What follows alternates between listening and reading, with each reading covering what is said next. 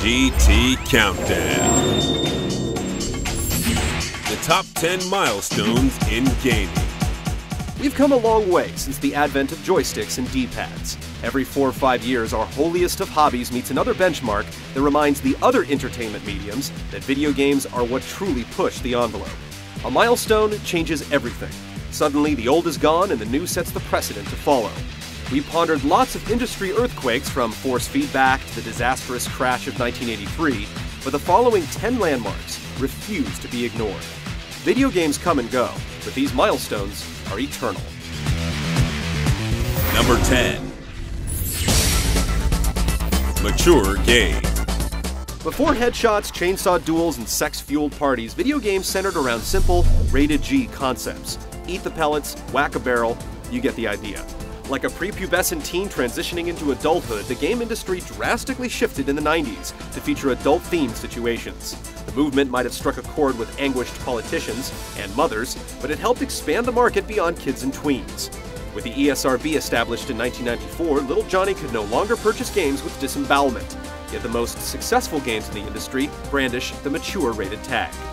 Without games like Mortal Kombat and Doom, where would we be? Number 9. Nintendo DS and Nintendo Wii. Nintendo completely changed the game with its DS handheld and Wii console. Making buttons and analog sticks yesterday's news, these new ways to interact with electronic entertainment have broadened the scope of consumers far more than anyone predicted. Suddenly it's cool for mom and dad to get in on the fun, or for 20 and 30-somethings to have video game-themed parties. And it was all thanks to Nintendo's accessible control styles that made playing games simple and easy to enjoy. If you need any further proof of what monumental moments the release of the DS and Wii were, look no further than Microsoft's Kinect and PlayStation Move. Once again, Nintendo saw the future and delivered it first. Number 8. Analog stick. Looking back, Space World 1995 will be remembered for a few notable milestones: the Nintendo 64, Ocarina of Time, and surely Super Mario 64. But the most lasting legacy to come out of that event wasn't a game or console, but a thing. It's hard to imagine where gaming would be without the analog stick, nor could we imagine a console these days without one. Mario's first fledgling tiptoes, footsteps, and full-on jaunts in 3D were only possible with the N64 controller's analog stick. Challenging developers to think in 360 directions instead of just 8, once again the rest of the industry took Nintendo's idea and ran with it. Crucial to the growth of all 3D gaming, the analog stick is an indispensable part of video game history, earning it the number 8 spot on our countdown. Number 7. Xbox Live.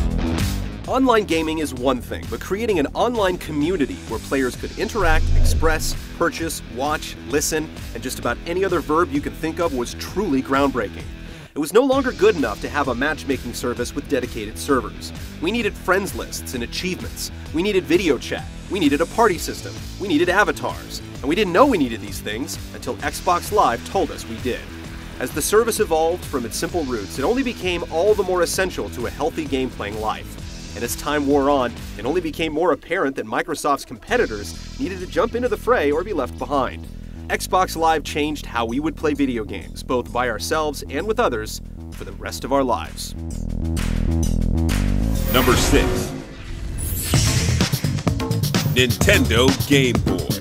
In the late 1970s, Mattel's first handheld games used rows of LEDs to represent race cars, enemy projectiles, or athletes.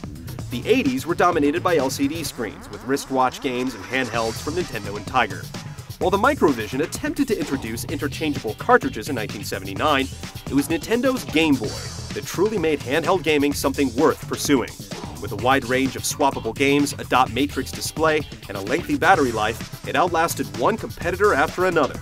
With the inclusion of Tetris, it took off with adults as well, paving the way for the broader market that embraced the DS, PSP, and iPhone today. Number 5. Online gameplay. One of the biggest paradigm shifts of the last decade has been the online game's rise to prominence. Sure, back in the days of Maze Wars, playing games with other people through a computer network was archaic and a little more than a novelty, something that would never take given the scarcity of the required infrastructure.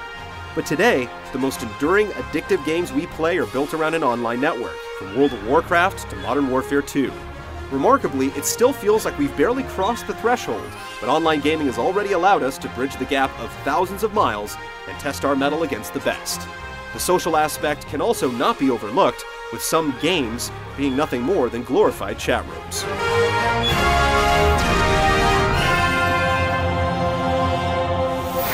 Number 4. Optical media. Quality and quantity in gaming took a huge step up with the advent of optical media. You still don't have a Sega CD? What are you waiting for, Nintendo to make one? Cartridges basically topped out with the huge and expensive carts of the Nintendo 64, and the true death knell for cartridges sounded with the release of Sony's PlayStation. Its CD-ROM-based games had plenty of space for FMV cutscenes and huge soundtracks with plenty of space left over. It basically gave players a glimpse of what consoles would be producing in real time in the future. It was a huge paradigm shift, and optical media would have finished much higher on this list if it didn't look like digital distribution was the way of the future.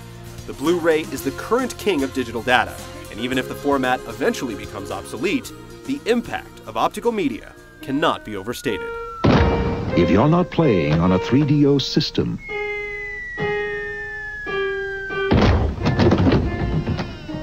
what are you playing with? Number 3. 3D.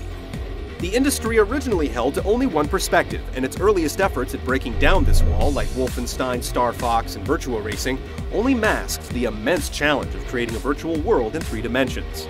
Then came the PlayStation and the Saturn, and with them, Battle Arena Toshinden, Warhawk, Jumping Flash, Crash Bandicoot, and Tomb Raider. Our eyes were open to the future, and we pondered the possibilities. Then, Nintendo gave us Super Mario 64, a game that would show us how we'd navigate the 3D space for the foreseeable future. In 2 years, the groundwork for the next 2 decades was written. We're still riding the wake of the 3D revolution. Number 2. Coin-op. We've been paying for virtual amusement since the 1920s, but it wasn't until 1971 when Galaxy Game by Stanford alums Bill Pitts and Hugh Tuck and Computer Space from Pong parent Nolan Bushnell that gaming became a bona fide business. By building their arcade cabinets by hand and working deals with local pubs, they became the pioneers of monetizing video games. Tin boxes with plastic knobs and cathode rays became Space Invaders, Pac-Man, and Donkey Kong. That decade's arcade boom was the big bang that built this industry. The word arcade took on a whole new meaning. The market would become dangerously close to falling off a cliff due to excessive optimism, but the epic dawn of electronic entertainment had come. Number 1. Home console. Electricity is the primordial goo of all things games, arcades their eternal incubator, and the home console is the communion, the crucible, the crux between man and electrical merriment. Melodrama aside, home consoles turn games from quarter munchers into big money purchases with long adventures that could be played from the comfort of your couch, and they brought us variety with interchangeable cartridges. We've couched these sub-milestones within home consoles, along with the PC. Game experience evolved when they weren't out to drain your wallet bit by bit. Cartridges, as opposed to standalone Pong machines, offered constant variation, excitement, and are always fun to trade with friends. When you could bring games into your house, they were no longer a destination nor a distraction. They were part of the family. Here's Pac-Man on ColecoVision. But here's Pac-Man for the Atari 5200 Super System. Now you're talking. For a